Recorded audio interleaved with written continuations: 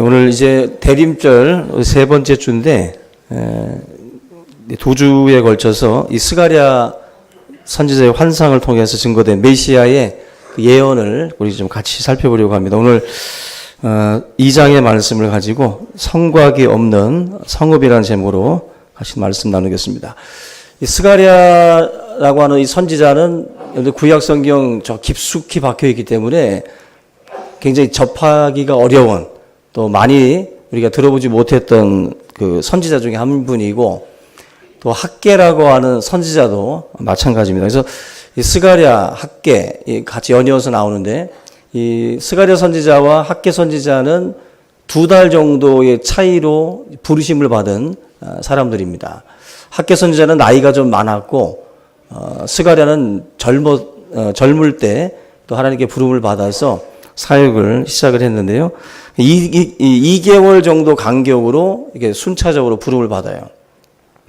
각 그 책들, 학개서, 스가랴서 다 1장 1절에 보면은 부름받은 그 날짜들이 나오는데, 다리오 왕 2년 6월 곧 그 달 초 하루에 학개가 부름을 받습니다.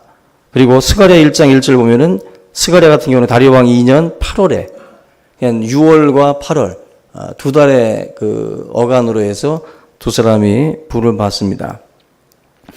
특별히 학개 같은 경우는 한 3, 4개월 정도 사역을 하다가 은퇴한 것으로, 짧게 사역을 하고 마친 것으로 보고 있고, 스가랴 같은 경우는 젊은 그 사람으로 또 미래에 대한 그 비전들을 제시를 하고, 젊은이답게 책망보다는 환상을 통해서 많은 사람들에게 비전을 제시한 그런 선지자로 알려져 있습니다. 8가지의 환상이 나오는데, 오늘 읽은 본문은 세 번째 스가랴가 봤던 환상 중에 하나입니다. 1절을 다시 한번 보시면 측량줄을 그의 손에 잡았기로, 스가랴가 봤던 세 번째 환상이 바로 한 사람이 측량줄을 잡고 있는 환상을 봤다는 겁니다. 측량줄은 1장 16절에 보시면 어떤 우리가 건물을 지을 때 목줄 치는 거 있죠. 바로 그런 것을 의미합니다. 결국 한 그 사람이 목줄, 이 측량줄을 잡고서 이제 예루살렘을 이제 땅을 이제 줄을 치려고 하는 그런 그 환상을 보게 된 겁니다. 우리가 청량줄을 잡고 있는 이 사람이 누군가 할 때 우리는 예수 그리스도로 보고 있습니다. 구약 성경에 보면은 하나님의 어떤 그 현현, 하나님의 현현이라고 하는데, 이게 천사의 모습으로 나타나기도 하고 여러 가지 다양한 모습으로 나타나는데, 오늘 본문에 나타난 이 측량줄을 잡은 사람은 메시아, 바로 예수 그리스도로 보통 보고 있습니다. 2절 말씀을 보시면 그 스가랴가 반말을 하죠. 2장 2절에 보시면 네가 어디로 가느냐. 그래서 우리나라 번역이 이게 조금 이렇게 번역하기보다는 당신은 어디로 가시나이까라고 하는 게 더 합당하다, 그렇게들 보고 있는데, 지금 아마 이 스가랴가 잘 모르고 네가 어디로 가느냐 이렇게 물은 것 같은데요. 지금 우리가 구약이라고 하는 성경 속에는 예수 그리스도의 예언이 있고 또 예수 그리스도의 모형이 있어요. 그 중에 우리 구약 속에 그 시대의 이야기들이 담겨져 있긴 하지만 성경은 이중적 의미가 항상 그 속에 담겨져 있습니다. 그래서 다윗이 겪었던 환난 속에서 그가 고백을 하고 있지만, 그 고백 속에는 예수 그리스도의 그 고난과 여러 가지 의미들이 그 속에 담겨져 있어요. 그래서 예수님께서도 이사야라든지 다윗의 시편에 나에 대해서 기록되어 있다고 말씀을 했어요. 전혀 예수라는 말이 없는데도 예수님은 바로 그 성경 속에 나에 대한 이야기가 담겨져 있다. 그래서 구약을 보실 때 단순히 그 시대의 이야기만 우리가 취해서 이해를 하게 되면 한 가지만 우리가 얻는 거예요. 그 속에 이중적으로 예수님에 대해서 담고 있는 예언의 메시지들이 있는데, 오늘 우리가 같이 읽는 이 본문의 말씀도 그런 구약의 예언의 말씀이 같이 담겨져 있는 그런 책 중에 하나입니다. 여기 보면 그 측량줄을 그 사람이 하는 말이 2절 말씀 보면은 네가 어디로 가느냐 물은즉 그가 내게 대답하되 예루살렘을 측량하여 그 너비와 길이를 보고자 하노라 하고. 그러니까 지금 이 사람이 물었을 때 예루살렘에 대한 어떤 그 재건, 예루살렘에 대한 부흥, 이런 어떤 그 의미들을 가지고 측량줄을 잡은 이 사람이 등장을 하고 있어요. 지금 포로 생활을 하다가 돌아온 이스라엘 백성들이기 때문에 무너진 성벽, 무너진 성전들을 다시 재건을 해야 돼요. 그런 와중에 지금 이 환상을 보게 되는 것인데, 먼저 당연히 성전이 세워져야 되고 당연히 무너진 성곽들이 세워져야 됩니다. 이게 1차적인 의미일 수 있어요. 그러나 앞에서 말씀을 드린 것처럼 구약 성경 속에는 예수 그리스도에 대한 예언의 말씀들이 같이 담겨져 있다라는 것입니다. 오늘 3절과 5절 말씀 다시 한번 보겠습니다. 3절부터 5절 한번 다시 읽어볼게요. 시작. 내게 말하는 천사가 나가고 다른 천사가 나와서 그를 맞으며 이르되 너는 달려가서 그 소년에게 말하여 이르기를 예루살렘은 그 가운데 사람과 가축이 많으므로 성곽 없는 성읍이 될 것이라 하라. 여호와의 말씀에 내가 불로 둘러싼 성곽이 되며 그 가운데에서 영광이 되리라. 여기 보면 세 번째 환상은 뭐라고 말씀을 하고 있냐면 이제 한 걸음 더 나가는 거예요. 성곽 없는, 오늘 제목처럼 성곽이 없는 성읍이 될 것이다. 그리고 하나님이 불로 둘러싼 성곽이 되어줄 것이다. 지금 새로운 천사를 통해서 지금 전해지고 있는 예언의 말씀인데, 예루살렘이 크게 부흥을 해서 확장이 돼서 나중에는 성곽이 없는 성읍이 될 것이다. 여러분, 이 이스라엘 백성들, 고대 사람들, 우리나라도 마찬가지고 성곽이라고 하는 것은 적으로부터의 공격들을 방어하는 그런 용도입니다. 근데 성곽이 없다라고 한다면 굉장히 불안해지는 거예요. 굉장히. 근데 하나님께서 이스라엘이, 예루살렘이 얼마나 부흥이 되는지 이게 확장이 되고 확장이 돼서 성곽이 없는 성읍이 될 것이다.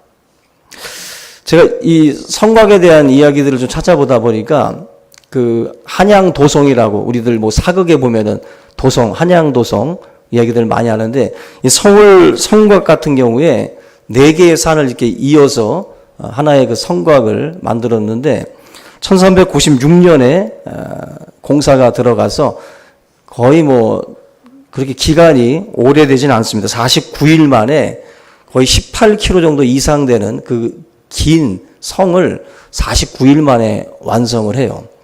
우리들이 생각하는 것보다 굉장히 빨리 완성이 되는데, 이때 동원된 사람들의 숫자가 11만 명이라고 합니다.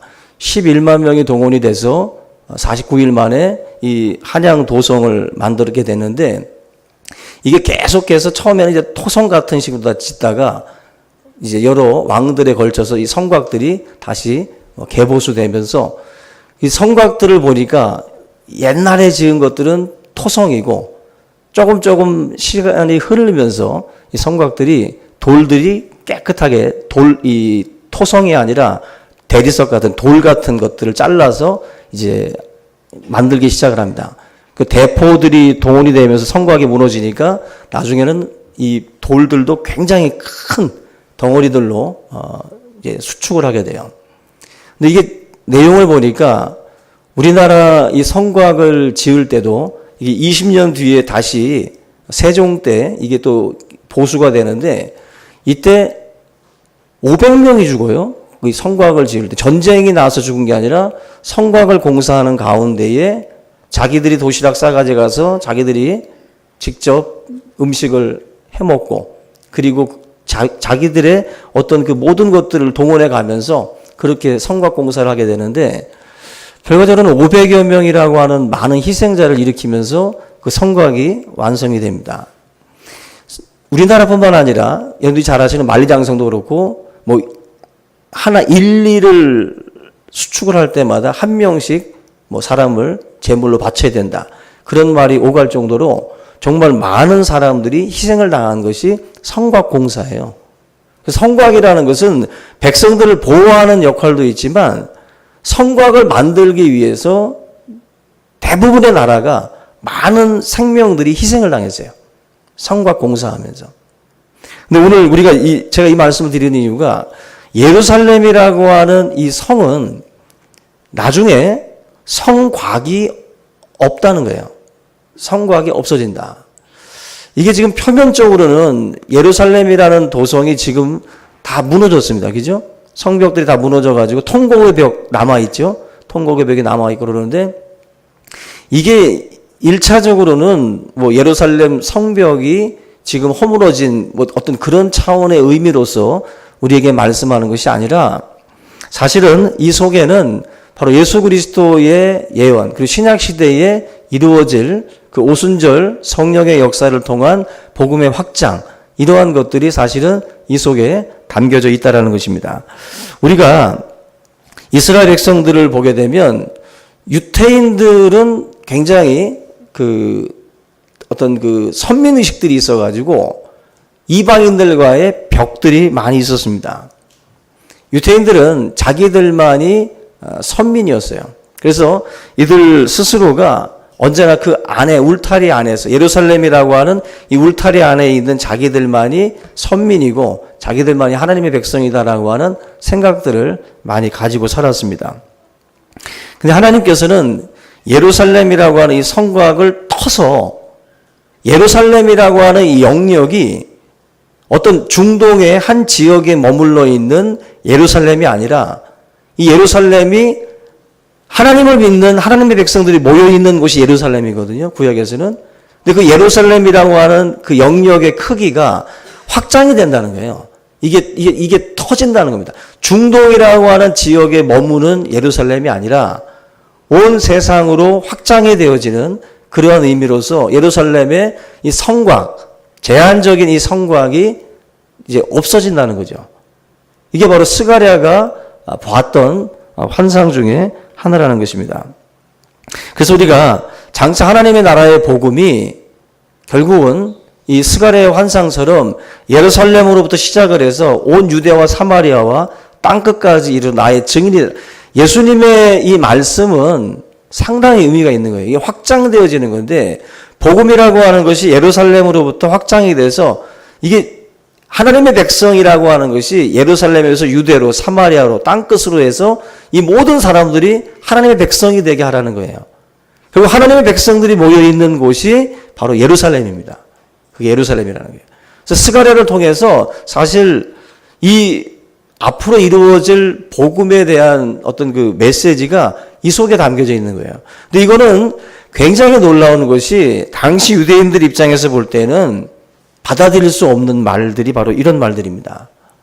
어떻게 예루살렘이 이스라엘이라고 하는 이 공동체를 떠나서 저 이방인들에게까지 이렇게 퍼져나갈 수가 있느냐. 하나님의 백성의 영역이 왜 자기들에게 머물러 있지 않고 왜 펼쳐나가냐는 거죠. 유대인들은 여러분들 선교 개념이 없어요. 유대교는 선민의식이고 자기 민족 중심입니다. 그래서 유대교는 선교하는 게 없어요. 그래서 유대교 입장에서 볼 때에는 이 하나님의 나라가 확장된다라고 하는 이것은 전혀 받아들일 수 없는 부분입니다. 그래서 우리 베드로가 환상 중에 그 하늘에서 보자기가 내려오죠. 먹을 수 있는 음식, 먹을 수 없는 음식, 그 부정한 음식이 내려오는데 하나님께서 집어 먹으라고 말씀을 해요. 근데 베드로가 말하죠. 나는 지금까지 이런 음식들은 먹지 않았습니다. 부정하다고 여긴 거죠. 근데 하나님이 말씀합니다. 집어 먹어라. 집어 먹어라. 바로 베드로가 이 환상을 보고 난 뒤에 하나님의 부르심을 받게 되는데 바로 이방인의 집에 가서 이 복음을 베드로가 전하게 돼요. 그러면서 이방인이 예수님을 믿는 역사를 경험을 하면서 바로 하나님께서 이것을 말씀하시는구나 하는 것을 깨닫게 됩니다. 그동안 이스라엘 백성들은 이방인들에 대해서 굉장히 부정적으로 여겨왔어요. 더럽게 개처럼 취급을 했어요. 근데 그 사람들을 하나님께서는 내 백성이 되게 하시겠다는 거예요. 내 백성이 되게 하시겠다. 그래서 베드로로 하여금 고정관념, 그가 가지고 있었던 그 고정관념을 하나님이 깨버리시는 거예요. 깨버리면서 저 이방인들을 향해서 나가라. 그래서 고넬료의 집에도 가서 복음도 전하고 수많은 하나님의 백성들이 돌아오는 역사들을 일으키게 됩니다. 여러분들, 우리가 그 구약이라고 하는 그 시대로다가 국한시켜서 보면 이 복음의 확장은 상상할 수 없는 메시지예요. 이게 하나님의 계시가 아니고는 도저히 유대인들의 그 선민, 그 사상의, 그리고 자기 민족 중심이었던 사람 입장에서는 받아들일 수 없는 겁니다. 받아들일 수 없는 거예요. 여기 보시면 10절 말씀에 이런 말씀이 나와요. 여호와의 말씀에 시온에 따라 노래하고 기뻐하라. 이는 내가 와서 네 가운데에 머물 것임이라. 네 가운데 머문다. 이게 지금 요한이 이 스가랴의 약속의 말씀을 이제 우리에게 다시 가르쳐 주고 있는데, 요한복음 여러분들 1장 14절 보시면 말씀이 육신이 되어 우리 가운데 거하심에 우리가 그의 영광을 보니 아버지의 독생자의 영광이요 은혜와 진리가 충만하더라. 말씀이 육신이 되어 우리 가운데 거하셨어요. 태초에 말씀이 계시니라. 이 말씀이 하나님과 함께 계셨으니 이 말씀은 곧 하나님이시니라. 결국 이 말씀이 독생성자 예수 그리스도를 말씀하거든요. 결국 지금 사도 요한이 하는 말은 스가랴 2장 10절에서 말씀하고 있는 내가 와서 너희들 가운데 거하리라.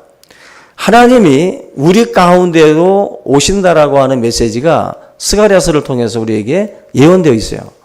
근데 그 예언의 말씀이 바로 사도 요한의 때에 자기가 지금 목격하는 거예요. 바로 예수 그리스도가 이 땅에 오셨는데 그분은 하나님이시라는 거예요. 그분이 바로 스가랴가 예언하고 있었던 그분이다라고 말씀을 하고 있습니다. 11절 한번 보세요. 11절은 또 이런 말을 합니다. 그날에 많은 나라가 여호와께 속하여 내 백성이 될 것이. 상상할 수 없는 말입니다. 이스라엘 백성들 입장에서는 이 말이요, 우리는 그냥 자연스럽게 읽지만 상상할 수 없는 말이에요. 왜냐하면 유대인들은 기도할 때에도 이방인들은 지옥의 땔감으로 하나님이 창조했다고 생각을 했어요. 그래서 아침마다 이방인으로 태어나지 않은 것을 감사했습니다. 만약에 남자나 여자가 이방인과 결혼을 하게 되면 장례식을 치렀어요. 죽은 거나 진배 없는 거예요, 그 사람은. 그 정도로 유대인들은 이방인들과의 어떤 교류라든지 이런 것들을 굉장히 꺼려했습니다. 근데 이런 사람들을 바라보면서 스가랴가 하는 말입니다. 그날에 많은 나라가 여호와께 속하여 내 백성이 될 것이요. 말도 안 되는 소리거든요. 여러분, 스가랴가 자기가 살아온 경험과 자기가 들었던 그 말 속에서만 만약에 이야기를 한다면 이 말을 할 수가 없어요. 스가랴는 하나님부터 받은 계시의 말씀을 지금 던져주고 있습니다. 내 백성이 될 것이다. 여러분, 이게 지금 스가랴 시대만 해도 먼 이야기거든요. 먼 이야기. 근데 예수님이 이 땅에 오셔서 복음을 증거하고, 그리고 지금 온 세상에 우리나라도 이방인이잖아요. 우리들도 다 이방인입니다. 이 이방인들이, 많은 나라들이 여호와께 속하여 내 백성이 될 것이다. 나는 네 가운데 머물리라. 네가 만군의 여호와께서 나를 네게 보내신 줄 알리라. 하나님은 스가랴를 통해서 바로 우리 시대에 주의 복음이 땅끝까지 증거가 되고, 그리고 대한민국, 일본, 필리핀, 할 것 없이 모든 각 나라와 족속들이 다 하나님 앞으로 돌아올 것이다라고 말씀을 하고 있어요. 여러분들 시간이 되면 이사야서를 또 읽어보시면 이사야서에 바로 이 세상 이방 나라들이 하나님께로, 열방이 주께로 나오는 그러한 그 비전들을 이사야가 보고 있어요. 이 비전이 단순히 헛된 꿈으로 끝나지 않고요. 바로 예수님이 이 땅에 와서 12제자로 시작한 이 복음이요. 결국 땅끝까지 확장되었어요. 이게 어떤 한 시대의 예언이 아니라 수천 년에 걸쳐서 예언되어져 왔었던 그 말씀들이 결국 그리스도의 때에 성취가 됐고 또 이 시대에 결국 이 복음이 확장되어져 가고 있다라는 것입니다. 우리가 이 성곽이 없는 이 성읍이라고 하는 이 말씀을 그런 의미로 우리가 오늘 바라봐야 되겠죠. 성곽이 없는 성읍. 결국 이 비전 때문에 저와 여러분들이 그 예루살렘이라고 하는 그 도성 안으로 우리가 들어온 거예요. 할렐루야. 우리가 그 도성 안에 들어갈 수 없었던 존재들이거든요. 그 성곽으로 둘러쳐 있었다면, 유대교라고 하는 그 종교의 울타리에 만약에 갇혀 있었다면 이 하나님의 복음은 땅끝으로 증거될 수가 없어요. 그들만의 종교가 됩니다. 하나님께서 이 환상을 통해서 결국 이 복음이 자꾸 확장되어져 가는 거죠. 예수 그리스도를 이야기할 때 아브라함과 다윗의 자손 예수 그리스도의 세계라 말씀을 합니다. 아브라함도 다윗도 참 먼 나라 사람들이고 먼 옛날 이야기인데 예수님은 아브라함과 다윗이라는 이 사람의 이 이야기 속에서 흘러 계속 오신 거예요.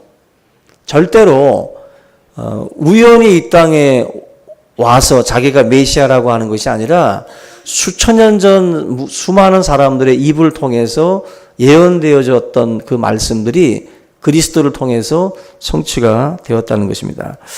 우리 이방인들이 하나님의 백성이 된다라고 하는 이 예언의 말씀, 많은 나라들이 내 백성이 될 것이다라고 하는 이 말씀들, 우리가 오늘 다시 한번 이 성탄절이라는 것은 바로 이거예요. 바로 이 스가랴가 예언했던 바로 내가 너희들 안에 거하리라. 바로 인카네이션이라고 하잖아요. 성육신. 바로 하나님의 보좌를 버리고 이 땅에 내가 직접 이 백성들 가운데로 나아가겠다라고 말씀한 대로 바로 오시는 것이 바로 성탄절입니다. 성탄절. 우리가 대림절 셋째 주인데요.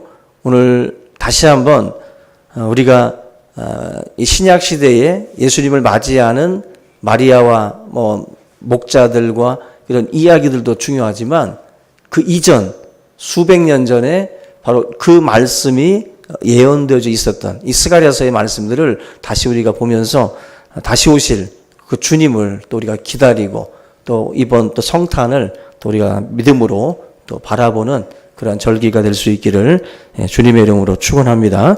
우리 오늘 이 말씀을 다시 한번 붙들고 우리가 예루살렘 성 안으로 들어온 하나님의 백성으로서 참된 하나님의 사람으로 우리가 살아갈 수 있는 믿음과 또 힘을 달라고 한번 기도하겠습니다. 살아계신 하나님 아버지 감사합니다.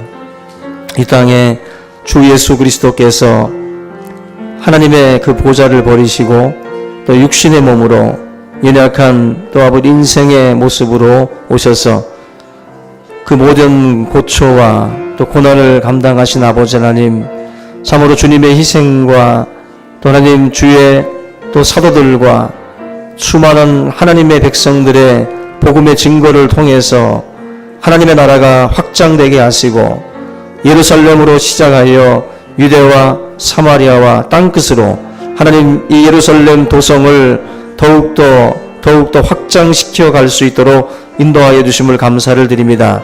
아직도 하나님 주님의 나라에 들어오지 못한 수많은 백성들이 있습니다.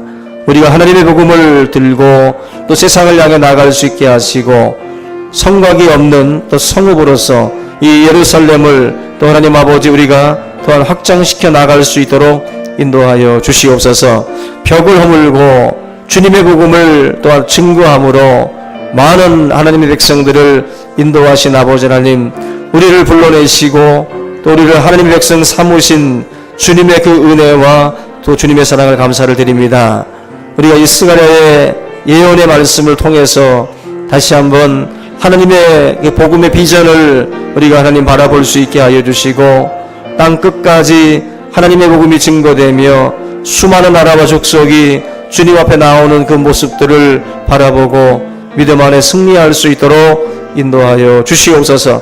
성탄을 기다리는 하나님의 참된 믿음의 사람들로 또 우리를 붙들어 주시옵소서. 또 다시 오실 주님을 바라보는 믿음의 종들 되게 하여 주시옵소서. 감사하고 예수님의 이름으로 기도합니다. 네, 우리 이 시간